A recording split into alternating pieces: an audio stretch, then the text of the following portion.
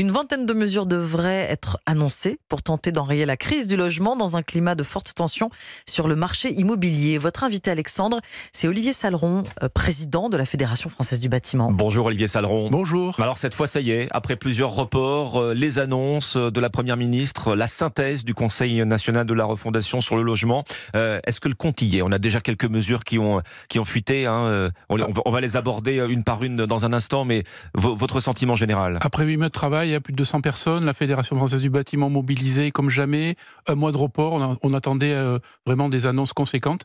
Aujourd'hui, c'est la déception. Quasiment aucune des annonces et des propositions des professionnels n'ont été retenues. Donc oui, on va attendre tout à l'heure cet après-midi pour voir s'il y a 2-3 mesures de plus. Mais on va se remettre au travail très fortement. Alors visiblement, première chose, il n'y aura pas de mesures fiscales pour relancer l'investissement. Non, écoutez, le fameux PTZ, vous savez... le prêt à taux zéro.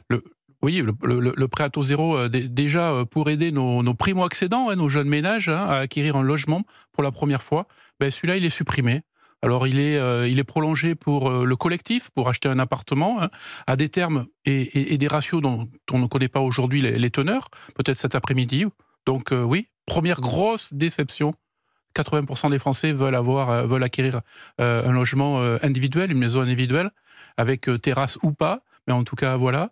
Et puis, les avantages fiscaux, ce que l'on appelle des bailleurs privés, des gens qui ont les moyens de mettre 200-300 000 euros pour acheter un logement et ensuite pouvoir le louer à des gens plus modestes, eh bien cela, c'est pareil, le Pinel va mourir de sa belle mort dans quelques mois. Voilà le dispositif Pinel qui ouvre droit effectivement à une réduction d'impôt sur l'achat d'un logement à mettre en location ne sera pas prolongé effectivement au-delà de 2025. Nouvelle déception pour vous également. Vous savez, nos concitoyens, un peu comme tout le monde, s'ils n'ont pas une petite carotte et puis un retour sur investissement, vu déjà aujourd'hui l'inflation et les taux, ils vont se détourner, ils vont aller ailleurs. Donc on le sait, ce ne sont pas des niches fiscales, ce sont des avantages fiscaux qui ont la vertu de loger des concitoyens modestes et plus modestes.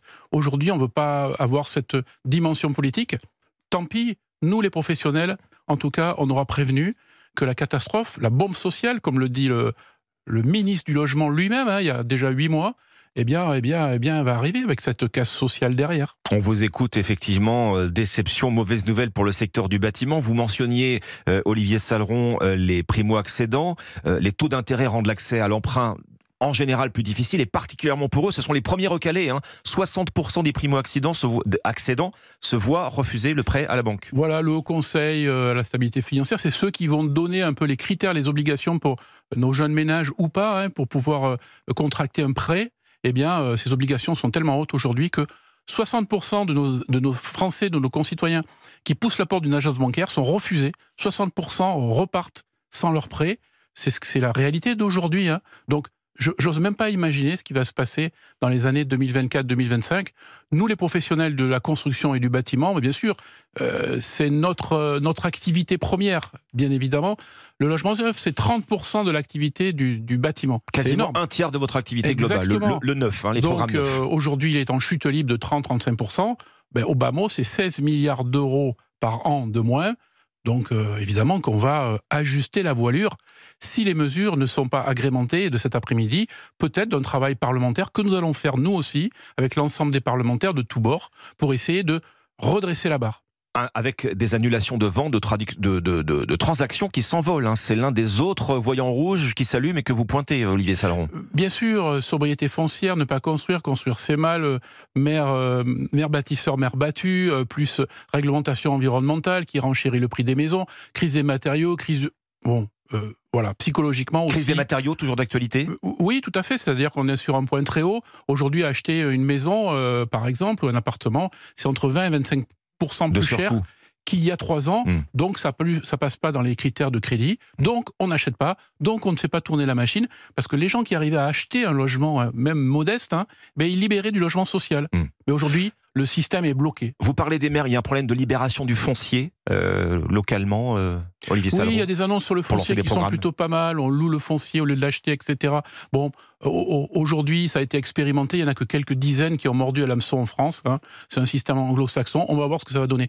Mais aujourd'hui, c'est l'urgence. C'est-à-dire qu'il y a pratiquement 3 millions de nos concitoyens qui ne sont pas logés. C'est la Fondation Abbé Pierre qui le dit. Donc aujourd'hui, ce n'est pas la médecine des plantes, la médecine douce qu'il faut annoncer cet après-midi. Hein. C'est un électrochoc. Aujourd'hui, on est très déçus. On n'a même pas le cachet d'aspirine. Bon, sur l'homéopathie, donc si l'on vous suit, Olivier Saleron, le chantier de la rénovation énergétique? Alors, très bien. Il faut changer de braquet? Aujourd'hui, 55% de notre chiffre d'affaires, c'est la rénovation de la rénovation énergétique. Énorme chantier. Il faut changer de braquet. Aujourd'hui, rien n'est chiffré. On demande une majoration de ma prime rénov' pour que nos concitoyens puissent justement rénover d'une façon plus globale leur logement. Une rénovation globale, ça coûte entre 30 000 et 50 000 euros. Quand on a un reste à charge à 2 000, déjà, c'est une aide extraordinaire. Mais quand on a un reste à charge à 2 000, quand on est un foyer très modeste, eh bien, on peut pas engager les travaux. Donc, il y a une réflexion supplémentaire à passer. On a tout mis sur la table. Nous, on a fait plus de 30-40 propositions pendant ces 8 mois. Je vous rappelle quand même qu'il y a 2 ans, on a participé à la commission Rebsamen, qui était là pour lutter sur la crise du logement neuf, déjà, il y a 2 ans. Donc, on ne pourra pas dire qu'on n'a pas prévenu.